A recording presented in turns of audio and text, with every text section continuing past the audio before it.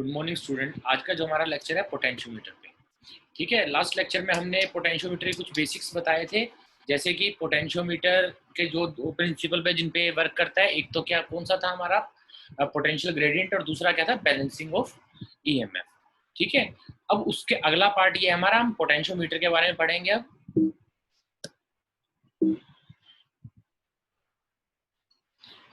Potentiometer का जो हमारा टॉपिक है, उसमें सिलेबस में हमारे पास दो प्रैक्टिकल एप्लीकेशंस है। उसकी फर्स्ट एप्लीकेशन है हमारी to find the EMF of unknown cell, और सेकंड जो एप्लीकेशन है हमारी वो है to find the internal resistance of a cell.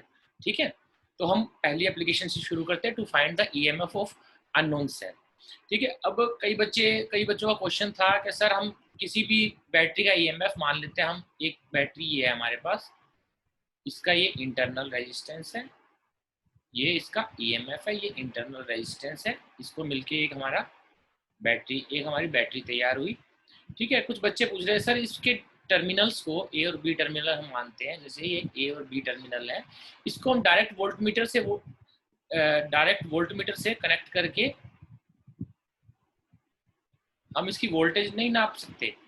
तो उनको बताना चाहूंगा कि वोल्टमीटर का खुद का भी रेजिस्टेंस होता है। इस रेजिस्टेंस के कारण क्या है, सर्किट में करंट फ्लो करेगा आई, और वोल्टमीटर हमेशा टर्मिनल रेजिस्टेंस को मेजर करता है। उसको अंदर क्या हो रहा है उसका कुछ नहीं पता। ठीक है, अंदर भी इसकी एक रेजिस्टेंस है, हर बैटरी के अंदर एक इंटरनल रेजिस्टेंस होता है।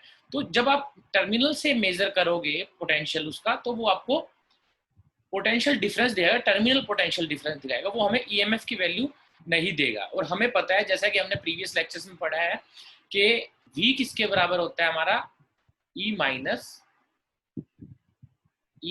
आई आर के, इंटरनल रेजिस्टेंस।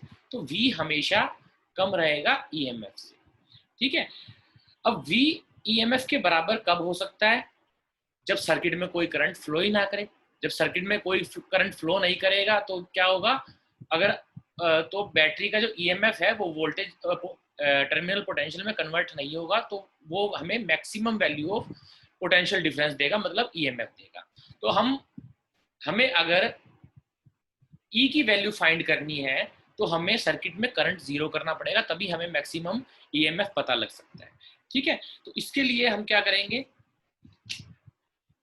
पोटेंशियोमीटर का इस्तेमाल करेंगे। ठीक है, पोटेंशियोमीटर से हमने लास्ट लेक्चर में पढ़ा था। पोटेंशियोमीटर जब हमने किया था तो हमने देखा था, जब हम ईएमएफ को कंपेयर कर रहे थे, बैलेंस कर रहे थे ईएमएफ को, तो पूरे सर्किट में जो करंट है वो जीरो हो गया था।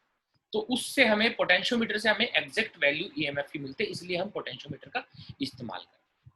ठीक है, अब पोटेंशियोमीटर में हम ईएमएफ कैसे फाइंड करते हैं, या फिर ईएमएफ फाइंड करने का तरीका क्या है, तो वो हमारा मेथड आता है कंपैरिजन मेथड। अगर हम दो ईएमएफ को कंपेयर कर दें और उनका रेशो ले लें, तो हमारे पास अननोन ईएमएफ की हम वैल्यू आराम से फाइंड कर सकते हैं। और वो कैसे होगा, एक स्टैंडर्ड सेल हमें मानना पड़ेगा। स्टैंडर्ड सेल क्या होता है, जैसे कि इसमें बताया हुआ है, स्टैंडर्ड सेल क्या है, हमारे इलेक्ट्रोकेमिकल सेल होता है। इनकी वोल्टेज फिक्स रहती है, क्योंकि इसमें इलेक्ट्रोलाइट की कंसंट्रेशन बहुत ज्यादा होती है, तो जल्दी से इसकी पोटेंशियल, इसका जो करंट है वो कम नहीं होता, पोटेंशियल कम नहीं होता। तो हम एक स्टैंडर्ड, और इसकी जो वैल्यू होती है वो हमें नोन होती है।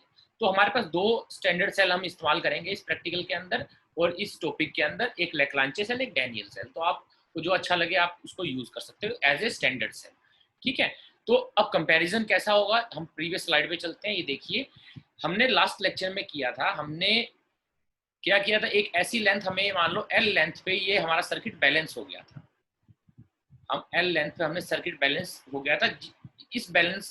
इस बैलेंसिंग पॉइंट पे आपने देखा था गैल्वेनोमीटर हमें क्या कर रहा था, जीरो डिफ्लेक्शन शो कर रहा था। जीरो डिफ्लेक्शन मतलब क्या है, आईजी गैल्वेनोमीटर के इस सर्किट के अंदर जो करंट है वो जीरो हो गया था। ठीक है, और हम जब सर्किट में करंट जीरो हो गया, तो ये जो ईएमएफ जो हम मेजर कर रहे थे, इस बैटरी का हमें मैक्सिमम पोटेंशियल डिफरेंस मिल गया था। तो इस केस में जब सर्किट बैलेंस हो जाएगा, तो क्या देखा था हमने, सर्किट बैलेंस हो गया था तो करंट सर्किट में क्या हो गया था, जीरो हो गया था। तो हम V को E के बराबर पुट कर सकते थे। ठीक है, पोटेंशियल ग्रेडियंट हमारे पास, हमने प्रीवियस लेक्चर में किया था, पोटेंशियल ग्रेडियंट किसके बराबर आया था, रो इंटू एल के बराबर आया था। जिसको हम पोटेंशियल किसके बराबर आया था, पोटेंशियल ग्रेडियंट इंटू लेंथ के बराबर आया था। जब सर्किट में करंट 0 हो जाएगा तो पोटेंशियल को मैं ईएमएफ के बराबर लिख सकता हूँ। तो इससे वैल्यू हमें क्या बनी, E इंटू एल हमें वैल्यू मिल गई। मतलब हमें अगर पोटेंशियल ग्रेडियंट पता हो और लेंथ पता हो तो हम इसका ईएमएफ फाइंड कर सकते हैं। और आगे जब कंपैरिजन मेथड हम करेंगे तो उसमें आप देखोगे हमें पोटेंशियल ग्रेडियंट की भी जरूरत नहीं है।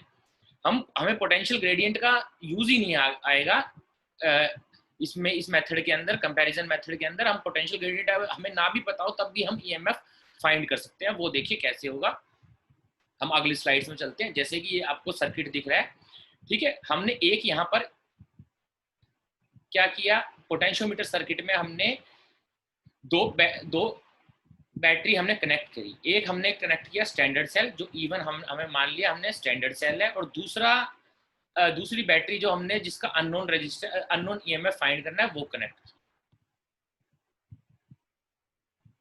अननोन ईएमएफ जिसका फाइंड करना है, E2 हम मान लेते हैं, इसका हमें अननोन ईएमएफ फाइंड कर रहा है। इन दोनों बैटरी को हमने 2 वे की से कनेक्ट किया और इस की को हमने गैल्वेनोमीटर से होते हुए जॉकी के थ्रू कनेक्ट कर दिया, जो कि हम पोटेंशियोमीटर पे टच करके हम इसका सर्किट को बैलेंस करेंगे, ठीक है। तो हम पहले मान लेते हैं कंपैरिजन मेथड में क्या होगा, हमने अभी जिस सेल का हमने अननोन ईएमएफ फाइंड करना है, हमने इसको अभी डिस्कनेक्ट रखा, हमने की इंसर्ट नहीं की K2। हमने सबसे पहले की K1 इंसर्ट की। K1 इंसर्ट करने से क्या हुआ, ये जो सर्किट है, ये सर्किट कनेक्ट हो गया पोटेंशियोमीटर से, ये बैटरी कनेक्ट हो गई। इस बैटरी को कनेक्ट करके हमने बैलेंसिंग लेंथ निकाली। हमने मान लिया L1 पे ये सर्किट बैलेंस हो गया, और जब बैलेंस हो जाए तो इसकी इक्वेशन क्या बनती है, E1 is equal to rho L1, ठीक है। फिर हमने क्या किया, K1 की को डिस्कनेक्ट कर दिया और K2 की को हमने इंसर्ट कर दिया। K2 इंसर्ट करने से क्या हुआ, जो हमारा अननोन ईएमएफ वाला सेल था जिसका हमें ईएमएफ नहीं पता था, वो सर्किट में कनेक्ट हो गया, ठीक है। वो सर्किट में कनेक्ट होने के बाद गैल्वेनोमीटर डिफ्लेक्शन शो करना लग जाएगा। वही सेम मेथड, हम इसको बैलेंस करेंगे सर्किट को। मान लो J2 लेंथ पे जाके ये बैलेंस हो गया, ठीक है। तो इसकी भी एक इक्वेशन, जब करंट 0 हो गया तो इसकी भी एक इक्वेशन बन गई। इसकी इक्वेशन क्या बनेगी, E2 is equal to rho L2, ठीक है। E1 की देखिए, E1 है स्टैंडर्ड सेल, इसका ईएमएफ हमें पता है, ठीक है। E2 क्या है, जिस सेल का अननोन ईएमएफ हमें निकालना है, ठीक है। दोनों को बैलेंस करके हमने इक्वेशन निकाल ली, पोटेंशियल ग्रेडियंट इनटू लेंथ की फॉर्म, ठीक है। अब हम क्या करेंगे, इक्वेशन 1 और इक्वेशन 2 को आपस में डिवाइड कर देंगे। तो हमारे पास इक्वेशन, नई इक्वेशन क्या बनी, कंपेयर किया हमने। कंपेयर करने का मतलब दोनों को एक दूसरे से डिवाइड कर दिया, मतलब उसका रेशो ले लिया। तो हमारे पास क्या आया, E1 बाई E2 इसके बराबर आ जाएगा rho L1 by rho L2। रो से रो कैंसिल आ गया, हो गया। तो E1 अपॉन E2 हमारे पास क्या आ गया, L1 बाई L2। देखिए इस मेथड से हमें क्या है, पोटेंशियल ग्रेडियंट नहीं भी पता तो उसका यूज ही नहीं हो रहा, सिर्फ लेंथ को बैलेंस करके हम अननोन ईएमएफ निकाल सकते हैं। E1 की वैल्यू आपको पता है, L1 आपने अभी बैलेंस किया था, E1 जब कनेक्ट किया था तो L1 आपने निकाला था, और E2 कनेक्ट करके हमने L2 निकाला था। तो L1 की वैल्यू पता है और L2 की वैल्यू पता है, तो E2 की वैल्यू क्या हो जाएगी हमारे पास, E1 इंटू में L2 अपॉन में L1। तो ये तीनों वैल्यू हमें नोन है, तो इससे हम अननोन ईएमएफ है इस सेल का हम फाइंड आउट कर सकते हैं, ठीक है। अगला, ये मेथड इतना यूजफुल है कि हम इसको किसी भी कॉम्प्लेक्स सर्किट का ईएमएफ फाइंड करने के लिए यूज कर सकते हैं। सर्किट चाहे कितना भी कॉम्प्लेक्स हो और उसके किसी भी पॉइंट पे हमने ईएमएफ निकालना हो तो हम पोटेंशियोमीटर का इस्तेमाल कर सकते हैं, सेम यही मेथड से, कंपैरिजन मेथड से। जैसे कि हमने इसमें क्या किया था, इसका ईएमएफ निकालने के लिए हमने ये एक स्टैंडर्ड सेल लिया, इसके पैरेलल में हमने ये वाला ईएमएफ कनेक्ट कर दिया था, ठीक है। 2 वे की से कनेक्ट किया और बैलेंसिंग लेंथ दोनों की निकाल ली थी। अब कॉम्प्लेक्स सर्किट के केस में क्या होगा, इस जगह पे हम कॉम्प्लेक्स सर्किट को कनेक्ट कर देंगे, जैसा कि आगे आपको डायग्राम में दिखा है। मान लो ये हमारे पास एक कॉम्प्लेक्स सर्किट है, इसका हमें किसी भी 2 पॉइंट पे ईएमएफ निकालना है। मान लो हमें ए पॉइंट बी पॉइंट के बीच में ईएमएफ निकालना है या पोटेंशियल डिफरेंस निकालना है। तो हम इसका पोटेंशियल डिफरेंस कैसे निकाल सकते हैं, ए और बी पॉइंट के बीच में पोटेंशियल डिफरेंस निकालने के लिए हम वही प्रोसीजर करेंगे। इसके एक टर्मिनल को यहाँ कनेक्ट कर देंगे और दूसरे टर्मिनल को 2 वे की के थ्रू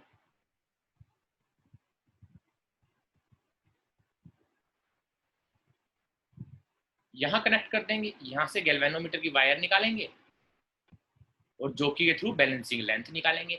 तो फर्स्ट केस में जब ये फर्स्ट स्टैंडर्ड सेल कनेक्ट है तो उस केस में हमारे पास बैलेंसिंग लेंथ आ जाएगी। मान लो ई हमारे पास आ गई बैलेंसिंग लेंथ रो इनटू में L1। अब क्या करेंगे, इसको डिस्कनेक्ट कर देंगे, K1 निकाल देंगे और K2 इंसर्ट करेंगे, तो क्या होगा, ये सर्किट हरकत में आ जाएगा। ठीक है, जब इस सर्किट में करंट फ्लो करेगा तो क्या करेगा, गैल्वेनोमीटर डिफ्लेक्शन देगा, तो इसके थ्रू हम दूसरी बैलेंसिंग लेंथ निकाल लेंगे। मान लो पहले L1 यहाँ पे आया हमारा, जब दोबारा हमने किया तो हमारा मान लो इस सर्किट को कनेक्ट करने पर बैलेंसिंग लेंथ हमारी L2 आई। तो इसकी इक्वेशन क्या बन जाएगी, V is equal to rho L2, वही चीज इक्वेशन 1 को इक्वेशन 2 से डिवाइड कर दे तो क्या आ गया हमारे पास, E by V is equal to L1 by L2, और V हमारे पास किसके बराबर आ गया, E into L2 by L1। Standard cell का ईएमएफ हमें पता है, दो बैलेंसिंग हमने दोनों लेंथ निकाल ली, तो इस कॉम्प्लेक्स सर्किट का किसी भी पॉइंट पे हम पोटेंशियल डिफरेंस निकाल सकते हैं। ये पॉइंट हो गए, चाहिए इन दो पॉइंट के बीच में निकालना पड़ता, फिर भी आप निकाल सकते हो। एक टर्मिनल को यहाँ कनेक्ट कर देते, इस टर्मिनल को यहाँ कनेक्ट कर देते और इसकी भी बैलेंसिंग लेंथ ले लेते। तो हम किसी भी पॉइंट पे, कोई भी ऐसा भी कॉम्प्लेक्स सर्किट हो, पोटेंशियोमीटर की हेल्प से हम उसके किसी भी पॉइंट पे हम आसानी से पोटेंशियल डिफरेंस निकाल सकते हैं। ठीक है, अब अगला टॉपिक आ गया हमारा, जो अगली एप्लीकेशन है इसकी, to find the internal resistance of a cell. Internal resistance find करने के लिए हम क्या करते हैं, वही चीज पहले देखो, प्रीवियस क्लास में हमने अभी बताया, प्रीवियस क्लास में भी बताया था। हम क्या करेंगे, पहले सिर्फ हमने गैल्वेनोमीटर को कनेक्ट किया और सर्किट को बैलेंस किया। L1 लेंथ पे मान लेते हैं हम सर्किट बैलेंस हो गया। ठीक है, इस टाइम बैलेंस होने के बाद इस पूरे सर्किट में करंट क्या हो जाएगा, जीरो, कोई करंट फ्लो नहीं करेगा। जब करंट जीरो हो गया तो मतलब सर्किट ये बैलेंस हो गया। फिर हमने क्या करना है, इंटरनल रेजिस्टेंस फाइंड करना है सेल का। ठीक है, इंटरनल रेजिस्टेंस की हमने इक्वेशन भी की हुई है। क्या इक्वेशन थी हमारे पास इंटरनल रेजिस्टेंस की फाइंड करने की, E इज इक्वल टू क्या था, V is equal to E minus में IR। ये इक्वेशन वेल नोन इक्वेशन है, आपने पहले भी बहुत बार यूज करी है ये वाली इक्वेशन। करंट इलेक्ट्रिसिटी में, इलेक्ट्रोस्टैटिक में आपने ये इक्वेशन कई बार यूज कर चुके हैं आप। तो इंटरनल रेजिस्टेंस, जब सर्किट में करंट जीरो होगा तो उस टाइम क्या होता है, E is equal to V के बराबर होता है। अब हमने क्या किया, इस सेल का इंटरनल रेजिस्टेंस फाइंड करना था, तो हमने क्या किया, इस EMF के पैरेलल में हमने एक रेजिस्टेंस बॉक्स को कनेक्ट कर दिया।